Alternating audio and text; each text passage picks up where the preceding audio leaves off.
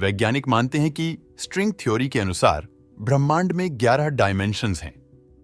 वैज्ञानिक ये भी मानते हैं कि ब्रह्मांड में हर जगह पर समय की रफ्तार अलग अलग है और ये सब खोजें वैज्ञानिक ने पिछले कुछ सौ सालों में ही की है।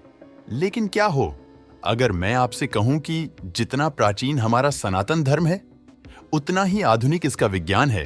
प्राचीन हिंदू ग्रंथों में यूनिवर्स के बारे में वो चीजें पहले ही बताई जा चुकी है जिन्हें विज्ञान आज मान रहा है। हम प्राचीन ग्रंथों में बताई गई उन बातों को केवल माइथोलॉजी की कहानी मानते हैं, लेकिन सच तो ये है कि हमारे ग्रंथों में बताई गई बातों में इस ब्रह्मांड के जुड़े रहस्य छुपे हुए हैं। जिन रहस्यों से आज विज्ञान पर्दा उठा रहा है उन रहस्यों को हमारे हिंदू धर्म में बहुत पहले ही सुलझा लिया गया है। वैज्ञानिक के 11 डायमेंशंस को एक्सप्लेन करते हैं, लेकिन सनातन धर्म में ब्रह्मांड में 64 डायमेंशंस का जिक्र किया जाता है।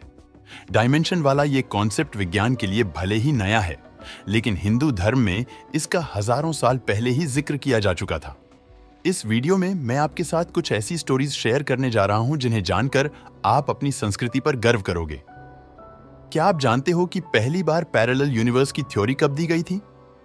दरअसल पहली बार साल 1954 में ह्यूग एवरेस्ट नाम के एक प्रोफेसर ने दुनिया को बताया कि हमारी दुनिया जैसी ही एक और दुनिया है जो हमारे साथ ही एग्जिस्ट करती है।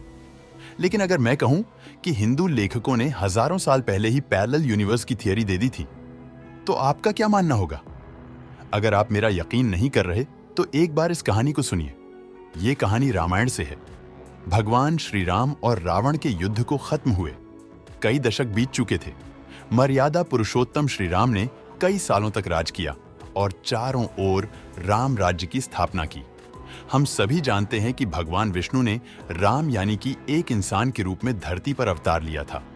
अब बिल्कुल एक आम इंसान की तरह उन्हें अपने जीवन को समाप्त कर बैकुंठ की ओर निकलना था। लेकिन वो यह बात जानते थे कि उनके सबसे बड़े भक्त हनुमान उन्हें धरती से जाने नहीं देंगे। श्री राम जी को बचाने के लिए वो खुद यमराज तक से लड़ सकते थे।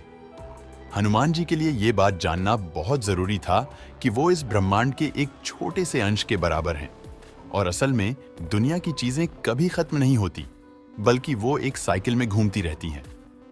इस महत्वपूर्ण बात को समझाने के लिए श्री राम जी ने एक बहुत ही चतुर लीला का प्लान बनाया।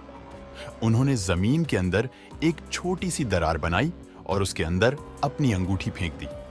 इसके बाद उन्होंने हनुमान जी को बुलाया और उन्होंने हनुमान जी से अंगूठी को निकालने के लिए कहा। हनुमान जी ने तुरंत अपने आकार को छोटा किया और उस दरार के अंदर घुस गए और ज्यादा नीचे जाने लगे और अंत में वह धरती के सबसे निचले भाग में पहुंच गए और उन्हें वहां पर नागलोक के देवता वासुकी जी मिले। हनुमान जी ने वासुकी को प्रणाम किया और उनसे कहा कि मेरे प्रभु श्री राम की अंगूठी यहां पर नीचे गिरी है, क्या आपने कहीं देखी है? यह सुनकर वासुकी का सबसे पहला सवाल था, आप कौन से वाले राम भगवान की बात कर रहे हो? हनुमान जी यह सुनकर बहुत ही अचंभित हो गए और इससे पहले कि वह कोई जवाब दे पाते, वासुकी जी ने दूर बड़े से पहाड़ की तरफ इशारा करके कहा कि आपको वहां पर आपके श्री राम जी की अंगूठी मिल जाएगी। यह सुनते ही हनुमान जी खुश होकर उस पहाड़ की ओर जाने लगे। लेकिन जब वो वहां पर पहुंचे तो उन्होंने देखा कि यह पहाड़ पूरी तरह से सोने की अंगूठियों से बना हुआ था। वही अंगूठियां जो श्री राम की थीं, अब हनुमान जी और ज्यादा अचंभित हो गए। वो सोचने लगे कि श्री राम की तो केवल एक ही अंगूठी नीचे गिरी थी, फिर ये अंगूठियों का पहाड़ यहां कैसे आ गया? उन्होंने पास खड़े वासुकी जी से पूछा कि इन सभी अंगूठियों में से आखिर श्री राम की अंगूठी कौन सी है?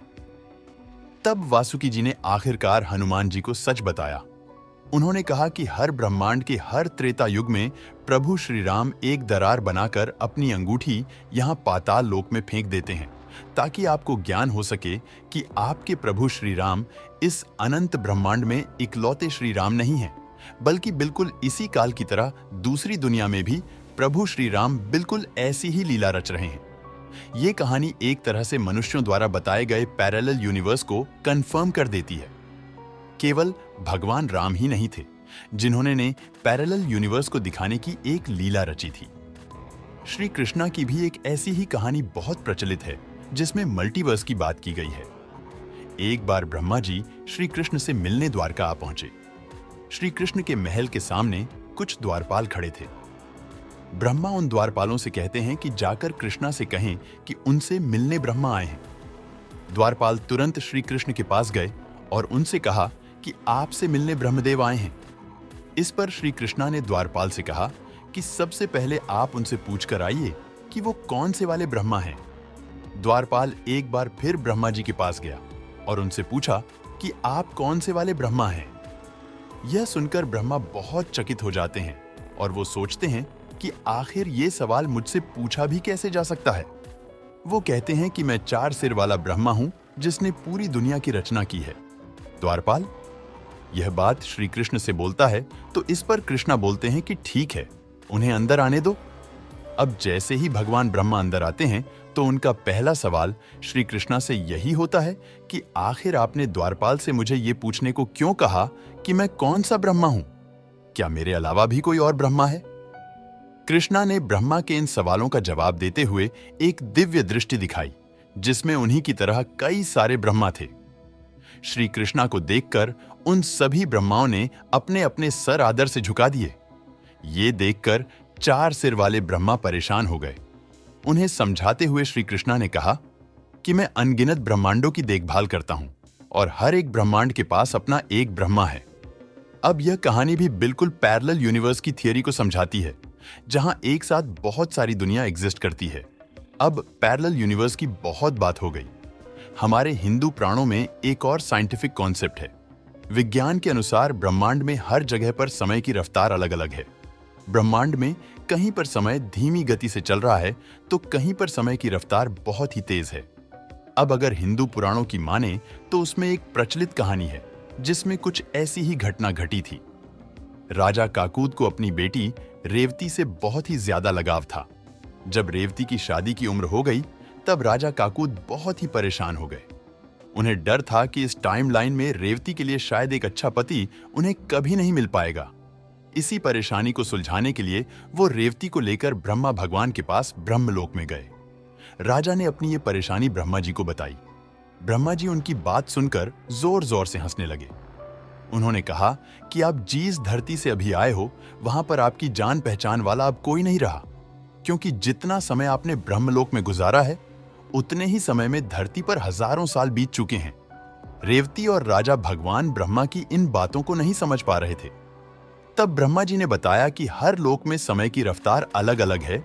जब तक रेवती और राजा ब्रह्मलोक में थे तब तक धरती पर करीब 100 मिलियन साल गुजर जाएंगे।